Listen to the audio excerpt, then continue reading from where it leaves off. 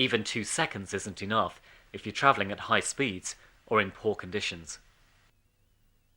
More space gives more visibility.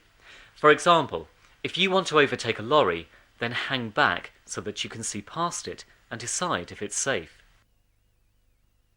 Driving through busy high streets or roads with parked cars, slow down if you haven't got enough space, and give yourself more time to react to the problems. If someone is following you too closely, easing off the gas and increasing the gap between you and the driver in front will give you more space to stop safely. Look at this situation. Here, this driver is boxed in with no escape if a problem happens ahead. What could the driver do to create some space?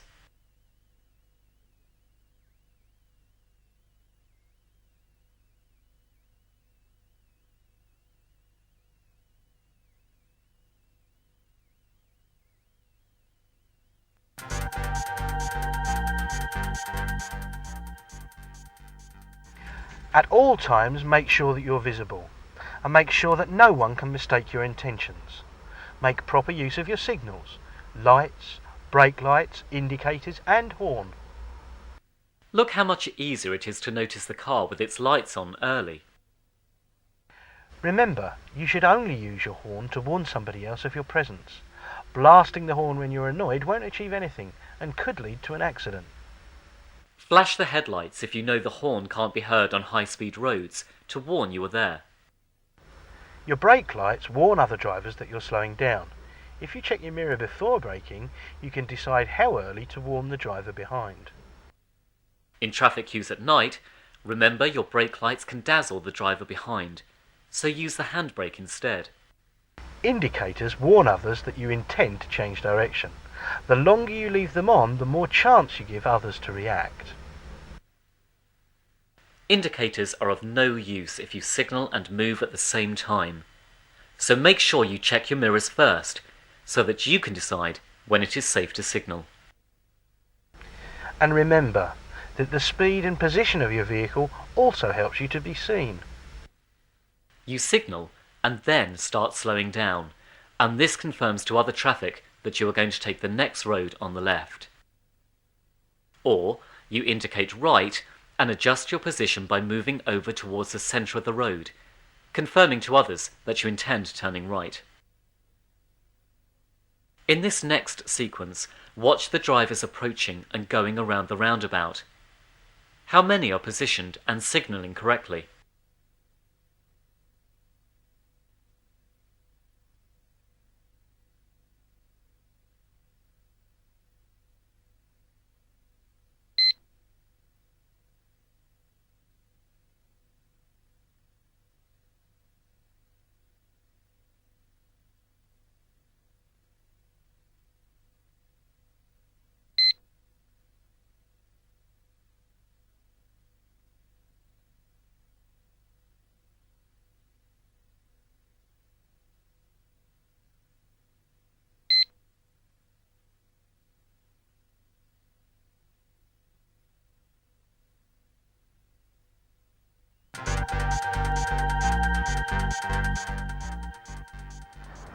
So, those are all the habits then. The real skill comes in using them all together. We need to look well ahead so that we get an early warning of any potential problems. We need to move our eyes every couple of seconds or so that we get a full picture of everything around the car. We need to spot any problems that could be a danger to us. And we need to keep space. Space that will give us time to react or, if needed, an escape route. And we also need to be seen, giving others the time to react to us. So, let's take a look at a couple of examples. Look ahead to see traffic lights. They're on green, so keep going. But they could change at any time, and that's a problem. Watch to see if there's enough space to stop before the lights. Amber light, so come to a stop.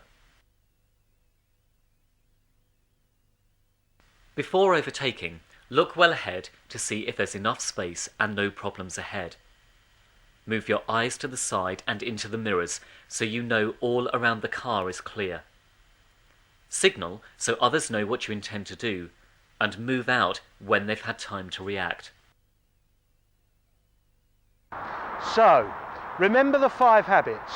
Look well ahead, move your eyes, spot the problems, keep space, and be seen. Remember these habits until they really do become habits, and then you'll be able to deal with today's roads far more safely, reading the road all around and managing all of the risks. One of the most effective ways of practicing the 5 habits is through the use of commentary whilst you are driving. If you talk all the time about the problems you are spotting, how they might affect you, and what you are doing about them, you will find that you are consciously and deliberately putting the 5 habits into practice. Take a look at the following example. Still safe and clear around now as we're moving away. Signalling left, 40 signs ahead of me, increasing my speed and selecting second gear. Looking well ahead now, I've got a roadworks sign, but that's telling me the roadworks have ended, and a national speed limit sign now. Safe and clear around, so I'm increasing speed now and selecting third. Looking well down the road, I can see the motorway is fairly busy. Quite a lot of spray around, so I need to make sure that I'm leaving lots of distance between me and the vehicles in front.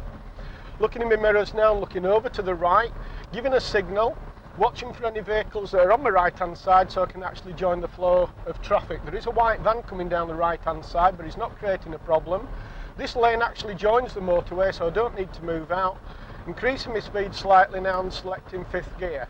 Looking in my mirrors, there's nobody followed me out into the new road and selecting 2nd gear. Road's bending round to the right ahead of me. There is a vehicle that's just come out of the junction and watching the green BMW on the left. Silver car there and a white van just crossing my path ahead of me. 40 mile an hour sign ahead.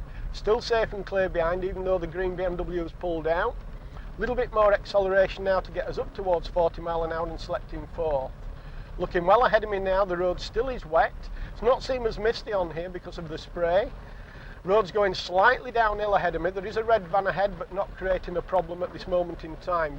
Following the road round to the right, maintaining the position in my normal driving as I'm coming round. Vehicle in front's braking. Number of vehicles on the left hand side now, and it is narrowing down. Still safe and clear behind. Reducing my speed now because of the less space and selecting 2nd gear. Can follow through here by keeping the speed down, watching the vehicle ahead now as he's moving away.